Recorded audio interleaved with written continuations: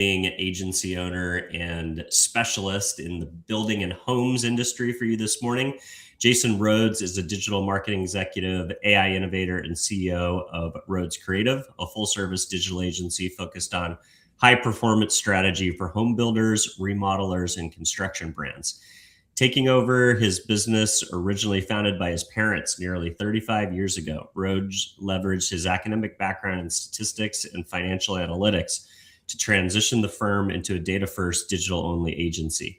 He is the creator of the Digital Marketing Ladder, a step-by-step ROI optimization framework for builders, and advocates for everywhere search optimization to help consumer brands maintain visibility across search engines, social platforms, and AI systems. He also serves on the OpenAI Small Business Advisory Committee and has been recognized as an NAHB Silver Award winner for Sales and Marketing Professional of the Year. Jason, thanks for coming on, man. Appreciate your time. Thank you very much. Thanks for that really long, fancy. Let's I'm not going to talk anymore. I hate when I talk about myself. Funny. Well, I'll have to get you to do it just a little bit more. But that's fine. No, it's all good. We love origin stories, so I think yours is really cool. Sure. So it sounds like you grew up in a family of marketers in this kind of home building ecosystem, and eventually took over the family biz. But I'd be interested. Where'd you grow up? What'd you study? And at what point did you decide to kind of work for the family biz? Good question. Yeah. So I don't know if my background is very different from agency life, but I think it is. So you're right. My parents started the agency 35 years ago. It was a full service agency, like print, brochures, things like that. My mom was actually started as a graphic designer, and her first job was with a home builder in the 70s. So like that's how. Wow, that's crazy. And I have zero artistic talent whatsoever. I got none of it. So, so like I can't draw anything. So I'm not a graphic designer. So I was like, never thought I was ever going to be part of the business. My background was actually, my degree it's statistics, but like my thesis and all, it was actually in political science. It was all on polling. And interesting. So nothing to do with marketing whatsoever at all. And then I went and worked in the financial sector because numbers are numbers. It didn't really matter where it was. Sure. And one day my parents were just like, they were looking for some temporary help. I didn't really love where I was at. I said, I'll give this a shot. And I just kept seeing opportunities, especially in what we do in this home building sector, which is such an odd place to be honest, right? And I just kept seeing opportunities for growth and for ways that we could be different. That really just leveraged my background. So I took that and have just continued to build on it and run with it. And to this day, I still say I didn't think I would ever. This was never my thought. I was never ever wanted to be doing this or doing. I never had an inkling of that's what I was going to be doing. My goal when I started college and started political science, I was like, oh, I'm going to be in politics. I'm going to be president of the United States. And now I don't want to touch that with a 10-foot pole. That's a whole podcast, right?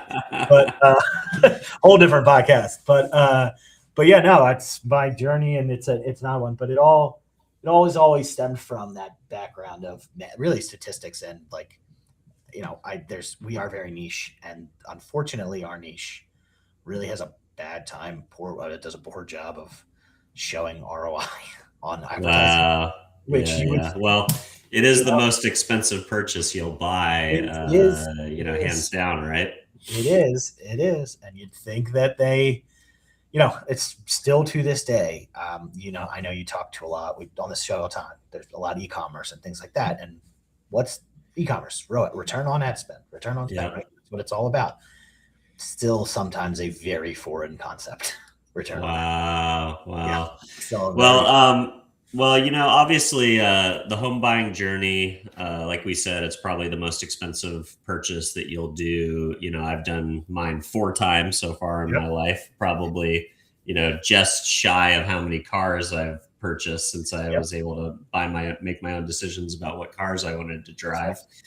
But what would you say is some of the biggest challenges around attribution in this space? Because, theoretically, you think about the idea that you've got this amazing ecosystem of apps now, with the home builders, when you're moving into new developments, you've got stages and model homes, and you have a logical funnel that you can kind of push people into. So what do you think are some of the reasons why the industry doesn't feel like they have to provide the level of attribution or accountability that, say, like a direct consumer company does? And what are some of the things that you are doing to close that loop? That's fair. It's a great question. Thank you. Because I spend my day, weeks, years talking about it. It all really does boil down to attribution. It's a great question because homes are it's just different, like you said, than a consumer brand. Not just that it's a big purchase, it's the biggest purchase, right? Most of the time, but also there's so much more involved. So like you said, like when you're looking for a home, but you're also thinking of financing and mortgages. So like, where did you start on the mortgage side, or did you start on the home side? Did you start on the, so I do think part of the reason why earlier I said there's still a lot of times a focus not on that return on ad spend is because it's really hard. Like where did they officially begin? Did they say, and it's very different than a consumer goods brand where I need a new pair of shoes. I go here, I look for it. I may check it out a couple places, things like that, and then I buy. What was my motivation that I need? We don't have enough space. We're having new kids. Like, sometimes we'll find the attribution is advertising from like baby websites, things like like that kind of thing. So like there's so many factors to it that it is super interconnected. And what my entire goal has always been, and what I have done, is develop systems for better attribution. So I love your question, because really that's the core of it. It's attribution, and a lot of builders have done a pretty poor job of in the past of doing and finding attribution. So we've had to custom build a lot of tools to do it, and sometimes go deep in, like, I hate to say this, but sometimes you got to just do the work and figure out, like, you got to do and track down somebody's entire path, and then start to build those paths and those journeys and put them all together. And recently AI has started to help a ton, I will say a ton. So it started to accelerate itself, you know what I mean? So because we can find patterns a lot faster than we could. But yeah, it's a question we deal with every day because of that, and because of the, not just, it could be from anywhere in the home building sector, but like I said, it could be from finance. You could be looking for a mortgage. You could be looking to, happens all the time. You could be looking to do a HELOC, and you decide, you know what, we're just going to buy a new house, and that is a completely different attribution. That kind of thing. We develop a ton of we have developed and done the work to do tools, and my whole goal is, like, find the first source. And I will be honest, to round this out, is that, like, unlike most, you usually can't capture the entire journey because it is, and so you're not going to get everything in between. It's just, there's so much, there's so many disconnect pieces that are not connected together right now. Like, I've always said, I have a very strong feeling that as much as we have attribution, there's probably 20 other instances of Zillow and Realtor.com in between somewhere, because that's what people do. They just go and start flipping through, that kind of thing. Yeah. Is there anything you could do on behavior to kind of show, like, I'm just thinking about, like, the last time I bought this house here in San Diego, I was daily and definitely on the weekends visiting as many open houses as I could get my hands on. Has anybody ever tried something about, like, tracking, like, hey, can we show that, a mobile phone is kind of visiting these different places, like on a weekend? Can we show that, like a mobile device has visited 3 houses that are on the MLS? That's a good sign.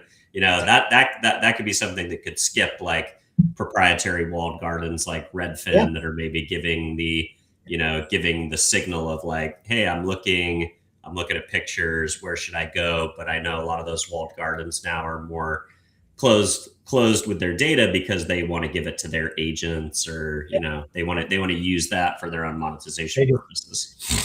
It's a great question. It's things that we have tried with some success. Unfortunately, and they probably don't listen to unless the National Association of Realtors listens to this podcast. Maybe they do. You never know. Right? So like as a agency, if I'm not a realtor, I don't have access to MLS. Oh, interesting. Yeah. Yes. So like another data point, which is not connected. So yeah, I can go on Zillow. We've tried this. Go on Zillow and figure out like where's an open house this weekend, or hear it from their side, their realtors. But like I can't connect the data sources together. Also, Interesting. So I can't. Yeah. So and it's funny you said Zillow and Redfin and HomeStop. They are walled gardens, but so is ML. That's a big walled garden. Interesting. Okay. Yeah. Very cool. Big walled garden. So very interesting. I wish is what I would say. Yeah. Totally. All right. Let's talk about the digital marketing ladder, your ROI framework for builders. Tell us a little bit about the framework. What does it entail? Give us the cliff notes. Yes, sure. So anybody who does e-commerce can like turn this down, because it's straight from there, and it's going to sound like no duh, but unfortunately, it's not a no duh in what we do. The entire point of it is it's before construction, so I used a ladder. That's why I say it. Okay. And it's, you got to get really good at this step before you do this, before you do this, before you do this. And so in other words, and it's all based on the last 20 years of data of what delivers the best ROI. So like you got to have a great web presence, whether that's app, whether it's your site, whether it's landing pages, whether it's apps. You got to have a great web presence before you start thinking, okay, how are we going to advertise this? See what I mean? And you got to have a really great, and then, when we're advertising it, we should probably, in home building, the first thing you're talking about with advertising is search ads, because that's where everybody goes first. And then Zillow second after that. Don't do a lot we're one of the restricted categories. Interesting. Yes. So because of national housing laws, because of equal housing opportunity laws. So basically you can't layer targeting because the targeting is discriminatory. Exactly. The targeting is technically discriminatory. So we can't layer in audiences like a regular consumer brand. So like that's much farther up my ladder, because it's so less targeted is what it is. You know what I mean? Right. Yeah. So you got to do search first. You got to do Zillow first. And that's the whole concept, is just get really good at this thing and squeeze everything you can out of it before you get to this. But like I said, I did it for homebuilders because it is very different because of the large purchase, the attribution, and like you just said, the mediums, the channels we go on have to be different because of the restrictions. Even display, video, all of it, we're restricted on targeting. Crazy. I know, right? Yeah. I mean, it seems so silly. It's like, it's one thing, like, if you were advertising a loan, but if you're advertising a property, it feels like that's a little bit, bit heavy-handed. It definitely swung very heavy-handed after certain technology companies got in trouble a couple years ago. Got it. And they just so like there are these things called 55 plus communities, and it's where you have to be 55 to move in. Like it's deeded that way legally. It's a whole thing, but we're not allowed to age target those. Like that's crazy. That's kind of crazy. Like you're literally not allowed to move in unless you're under 55.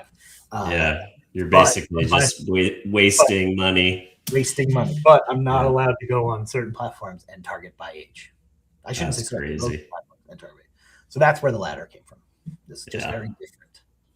All right. Talk about this idea of everywhere search optimization, because, this is probably even more relevant now in the world of AEO and GEO, kind of the new search optimization, which is trying to get, your clients to be cited in, LLMs, whether you're on Grok or ChatGPT or Gemini. So tell us a little bit about the current state of ESO. Yeah, sure. So ESO is, I'm sorry to throw another acronym in there. My bad. On top of AEO and G. Really what it was, just like I have a strong, like you got to do the AEO, you got to do the GEO, but you also got to still do the SEO. and everyone in our industry, in my niche, was still, when you said SEO, they thought you just meant Google, like Google traditional search. So that's just the concept behind ESO is just simply that. I'm just trying to say, like, no, you don't do, and then you'd say AEO or GEO, and they'd say, well, that's only AI. And it's like, well, no, just, you got to do everything. It's just, Yeah. you got to be in front of every search everywhere. That's what we say. Like, it's not it is all of that just combined into one thing. That's the concept behind ESO. To you of what's coming, I mean, I have found that, it's funny. A lot of people in our niche thought we would be the last ones to be affected by it because it's such a large purchase. And I said to them, no, you're going to be the first one because, like you were talking about earlier, attribution and research. Talk about also the most researched product that we talk about. Yeah, big time. Mm-hmm. And especially when it comes to now, when it comes to financing and special things that they do all kinds of, when you're going to buy a house now, you can do all kinds of financial mortgage play to try and get qualified. So, so that the research mode is becoming so much more important in our niche that, like, it is becoming, we just did a research study and where we recorded sessions of 20,000 different users that were doing home builder searches and found that like 40% were starting it on an LLM of some kind. So whether and that was for home specifically. So like, if you're selling e-commerce shirts, that's it could be different, yeah. But it's, they always were like, oh, we'll be last. Cause they've always said, oh, we'll be last. Like, they were home building. Still, you don't buy a house online, or even cars now. You can just buy it all online. Like, home just still can't. They're getting there. I just kept saying no, because this is the most researched. Like, LLMs are going to affect that pipeline the most right away, and we're starting to see it. And really, how we just optimize right now is content. We're producing a ton more content, writing a ton more content. That research has shown us all the different things we do. We've got to be, builders have to be really more.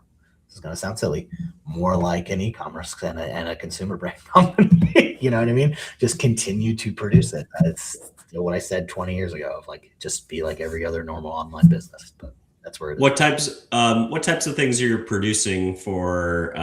Is it like lifestyle, where the kids would go to school? Because like now, I feel like now so much, like, especially in the new development, the builder space, it's like, what's the community like? What's the schools like? Is there, like, what are the restaurants like? What are some of the things that you can, because sometimes you think like, oh, something like home building, maybe there's only so much you can write about to kind of, do blogging and stuff like that. But, there is a lot of things that you can kind of, tackle from an editorial perspective that would, help these LLMs, but also be relevant to real buyers. Sure. No, two things. Yes, you are 100% right. You run out of blog content, right?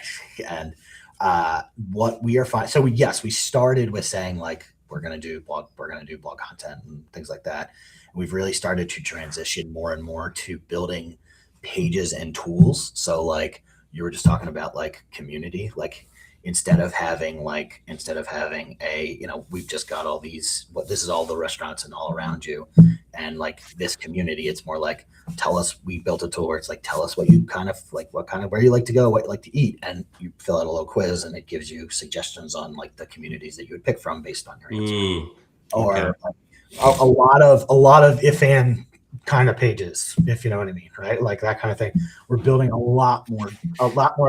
There's still content, honestly, so it's still written so LLMs can pick it up. But then when people see it and then engage with it, that's how we can get earlier in the funnel. That's my whole thought, is what we're doing. And very much so, like you were talking about, like, lifestyle before, like, if you want, what do you want in a community? Do you want a place that it's just houses with land? Okay, then, tell us that.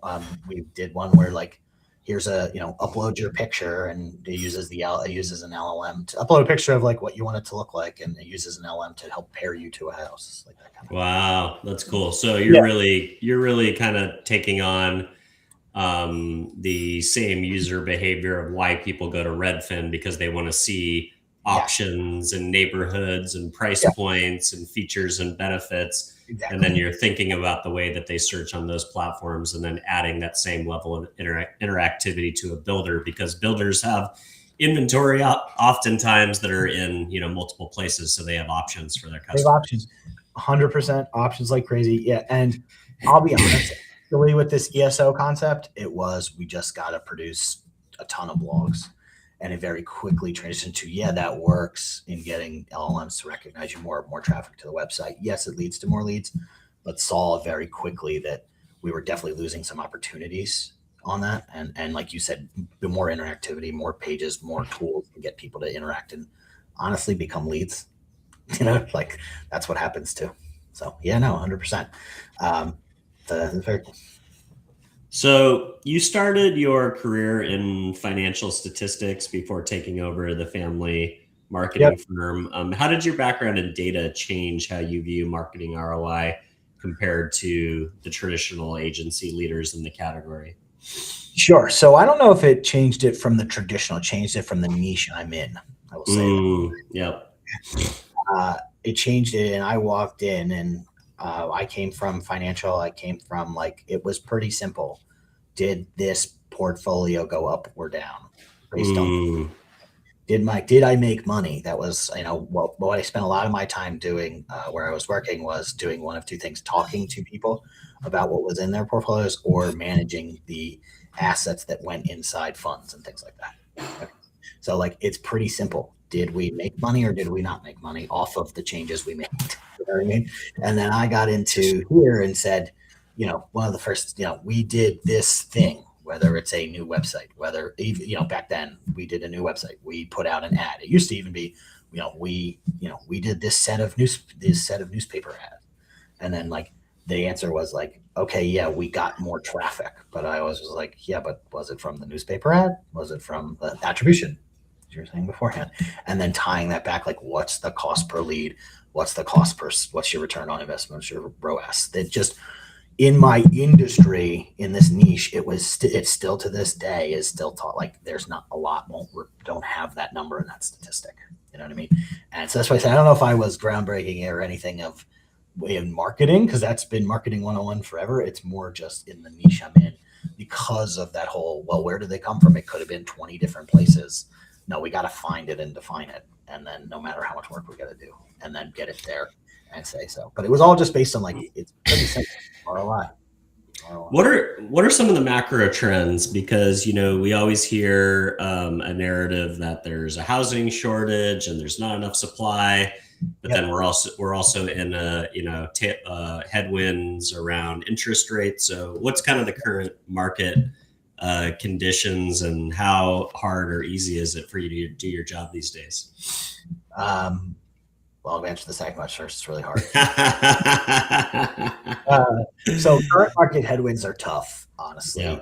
I understand as a consumer why you wouldn't buy. It'd be very difficult to make a decision to go buy a house right now. If you bought a house, 5 to 10 years ago, you're probably at an interest rate where you're I would never make that move. And if you're an entry level buyer, prices are higher, interest rates, your whole total cost to buy is going to be high.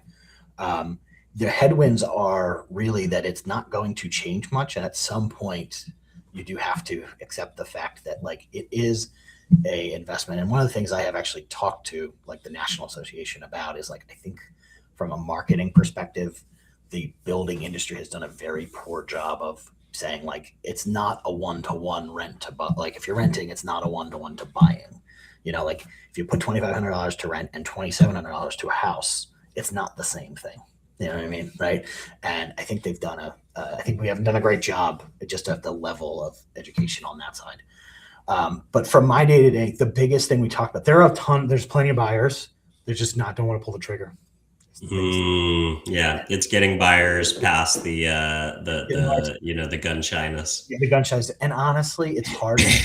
It's unfortunately or fortunately, it's not it's sort of past marketing. It's because we get the leads, we get them into the door, and then they do the meeting and they're very interested, and then it's very much on marketing and sales follow up is what we're talking a lot about, because it's they're interested, they're just nervous to there's a nervousness to pull the trigger. Because it's the biggest purchase you're going to make. It's not it's not headphones. It's the biggest purchase you're going to make, and is now the time with, I'll just say, everything that's going on in the world. Let's just say it that way. Yeah. So it's not just kind of like, oh, is my payment going to be higher, or like someone like me who's locked in at like 2.75. Exactly. It's like for a lot of people, it's like, oh, okay, well, just getting like your head around the idea of like giving that up and going to a new mortgage. I mean, pretty much like I'm my position now is like I would only buy if I could do cash, because I just can't, I can't stand getting rid of that mortgage rate. Can't stand getting rid of it. I'm in the same exact you are personally. I can't. It's the only way I would ever do it. And I get it. The headwinds are it's not going to change very much. Yeah. Big headwinds.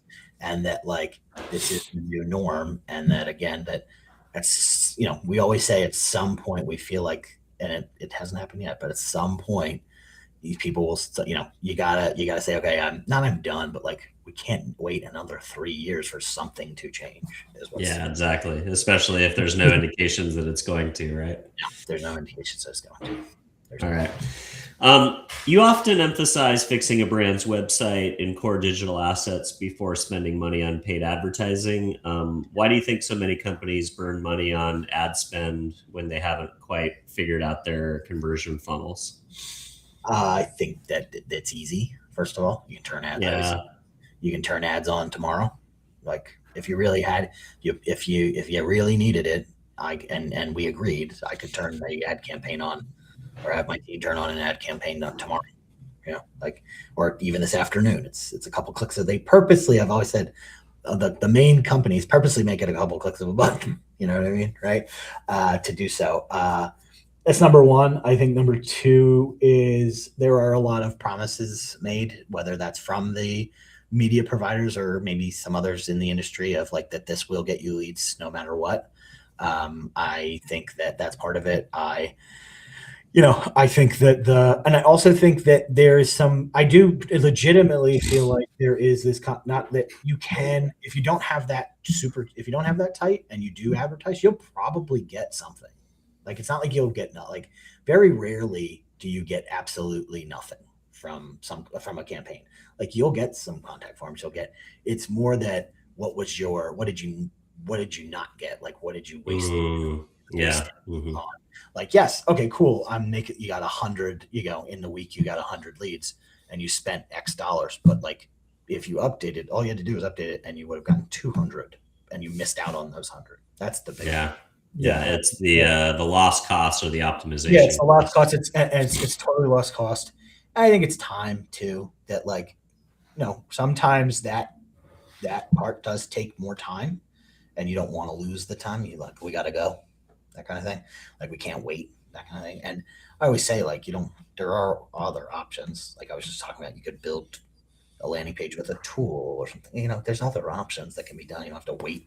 You don't have to wait 6 months, but or even 2 months. But yeah, I think that's part of it. I really do. I don't know if I see maybe a couple, but even like, have we seen campaigns that literally return zero? I think that's rare. It's more sometimes, right? Sometimes, but all right, maybe never. Maybe not never. You're not wrong on that. But sure. Yeah, you're not wrong on that. But anyway, like, you get something. It's just how much did you also miss out on? Yeah, that's a good point. All right. I'd love to hear about how you got on the OpenAI advisory committee for SMB, because I think that's really cool. How did that come about, and what's the value that you get to be on that committee? And I imagine you probably get an early look at things coming down the pipeline. I wonder if there's anything you can talk about that you're excited about, especially as it pertains to marketing more generally, but also, your use case. So we have been a incredibly early adopter of generative AI. So we started using it with certain platforms in our own back in 2020. So it's been a while. And we're one of the first to, we were always one of the first. I also, I don't know, sometimes it's, people. So I knew some people who knew people who were putting this together, and they knew of me, and they knew I've been using it for a long time. So I was asked to just join on. And really what it just is we get together and talk about it. And when I say, from like what kind of features and things from, or how does this affect, the core usage of not the enterprise level, which is a lot of what gets talked about, but of the small business core users, which there's a ton of, you know what I mean? Oh yeah, I would imagine. Yeah, like so many businesses. I think that the people who need generative AI the most are the companies that can't, Exactly. afford to hire, Yep. an agency or a designer. So it seems like that would be the most prevalent use case. Yeah, exactly. But you hear all the time, all the news and the features first are always on the enterprise level, right? That's what you hear about all the time. So, no, we get to look at it, test, and feedback on features that will be coming and how it's going to affect that more individual user.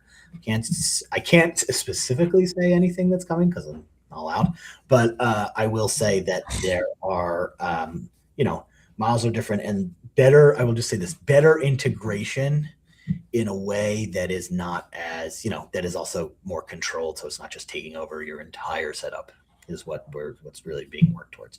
So it's more just not just this thing you log on to, which very much is like, a coworker or something like that, but also more siloed. So it's not just taking over your machine is what's, like that kind of thing.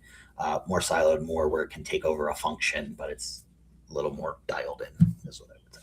Does that make sense? Yeah, totally. Very cool. Yeah. All right. When buyers research expensive products or homes online, what specific trust pages and social proof assets move the needle most on conversion rates? Great question. So number one is not testimonials on your website.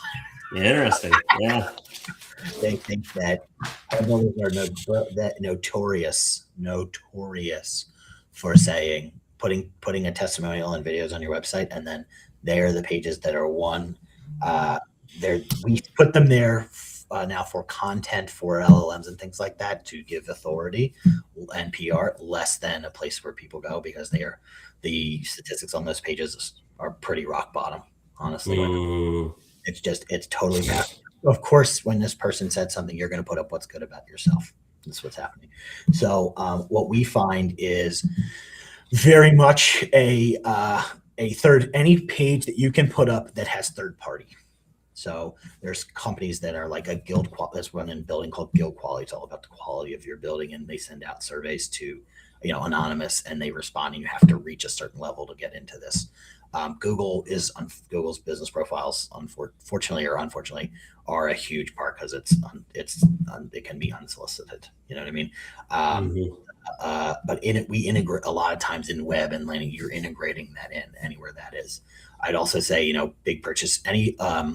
The more that you can show on that you have built homes that have stood the test of time, and what I mean by and I don't mean like you show the picture of the thing that you just built and it's beautiful. Like more than enough I've done where you go and you take a picture of the house that you built 40 years ago and you're like, oh, that still looks really great, and that's got something to it, not where it's falling apart or, that kind of thing. So anything where you can show any history, but history's got to have something to it. You can't just be like, we've been around for 100 years, because a lot have, and it doesn't mean anything. And then education, because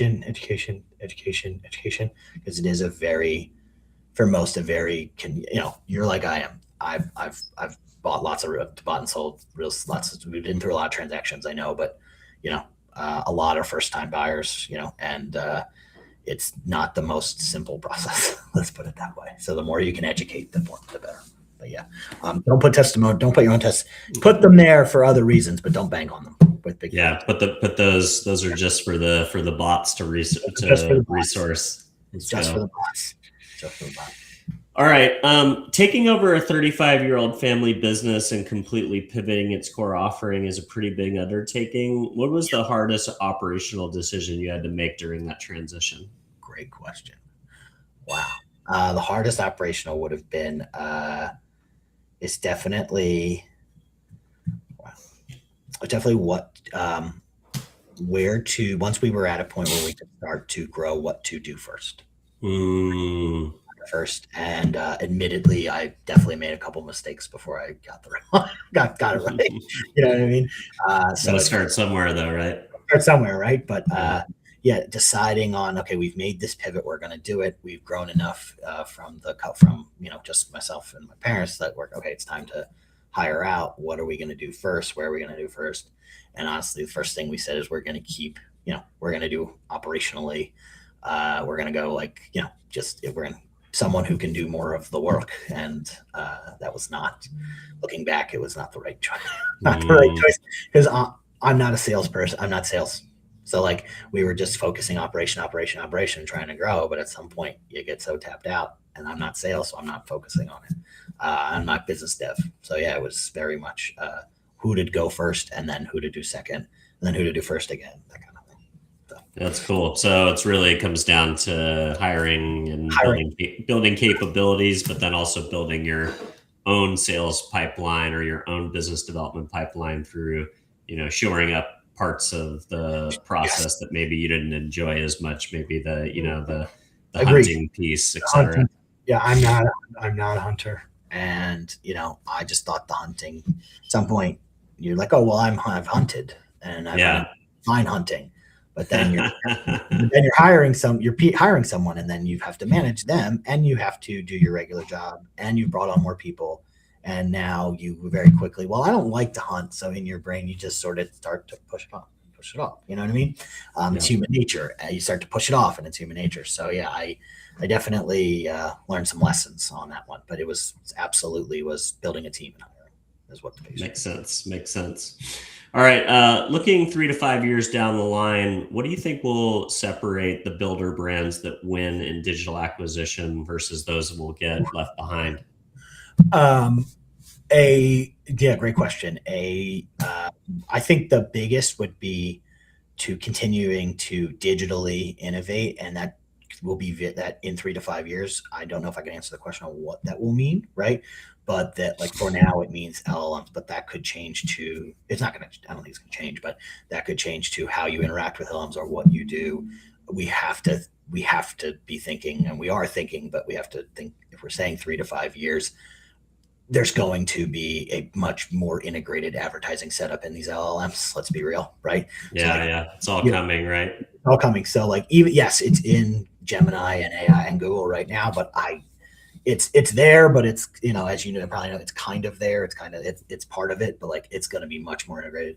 ChatGPT has an advertising to it. Claude won't, they say, but it's going to be there's going to be I think a much bigger portion to how that all works is what it is. There's just technology in general, like you hear a lot about in our niche, a lot about augmented reality, because I was just thinking about that. Like in my head, I was thinking about like the idea of the virtual walkthrough. Virtual. So a couple of years ago when it was really cool, everybody was trying the headset thing, and I honestly, like many, I think, never really thought it would, because you'd have to still do something or put something on to walk through a house. You know what I mean?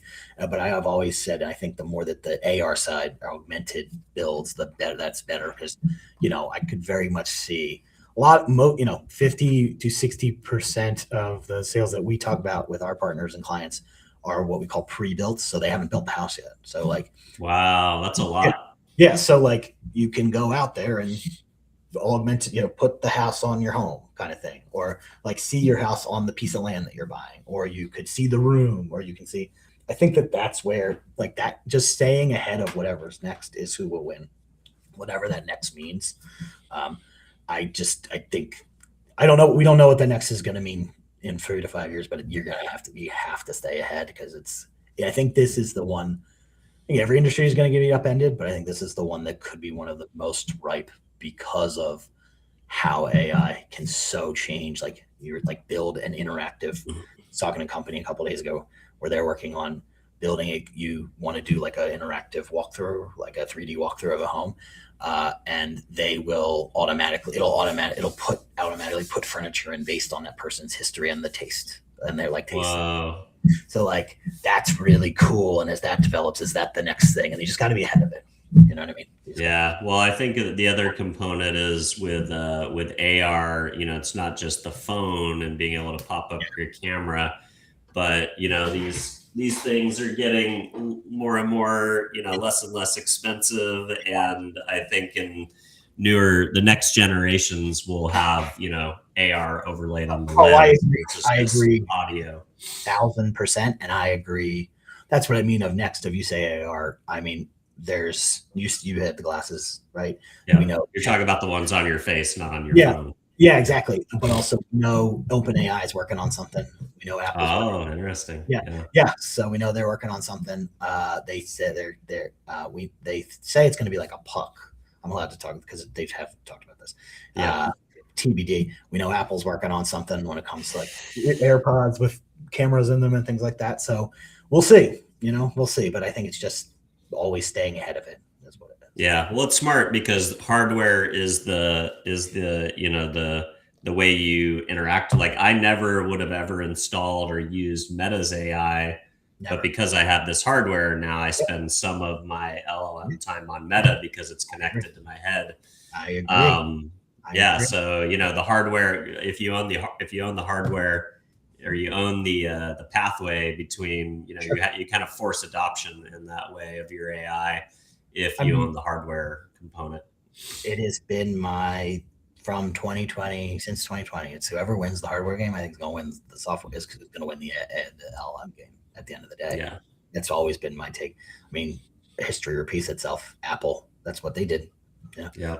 They won the hardware game and they control the rails. Is what it happens. Yeah. And Apple's really good at kind of quietly waiting to the right moment to deploy, like how do they integrate it into the phone and then make it something that they, own the path. They own the pathway. So I agree. I agree. But stay ahead. That's very cool. Well, Jason, fascinating conversation. Really cool to learn a little bit more about your agency and about this niche. I think we all either live in a home or want to live in a home at some point in our lives. It's one of those universal marketing experiences that we all get to deal with at some time, and it's high stakes and it's high stress, and a lot of factors go into it. So always fun to get some insider knowledge about how the best and the brightest are making these experiences better and helping people get to the right product for home purchase. So with that being said, if folks want to follow along with your thinking, stay in touch. Maybe there's a builder who is seeing this for the first time. Where do you want to send people to stay in touch? Yeah, sure. So you can check me out on any of the socials. Most of it's just my name, Jason Rhoads. I always have to say Rhoads, no E. I said that my entire life because I spell it weird. Or my family spells it weird. Check out our website, Rhoads Creative. Get in touch. I'm everywhere. You can always even call or text. I don't mind. It's everywhere. I'm everywhere. So, but yeah, I'm always happy to help. And thanks so much for having me on. It's been great. Yeah, of course. Thanks, man. Really appreciate your time. And for those of you who, if you're watching the show and seeing this for the first time and you want to hear from more marketing thought leaders like Jason in the future, don't forget to give us a follow or subscribe. If you're listening to the show, an honest review on whatever podcast platform you're listening on is how we find a bigger audience. So please do that.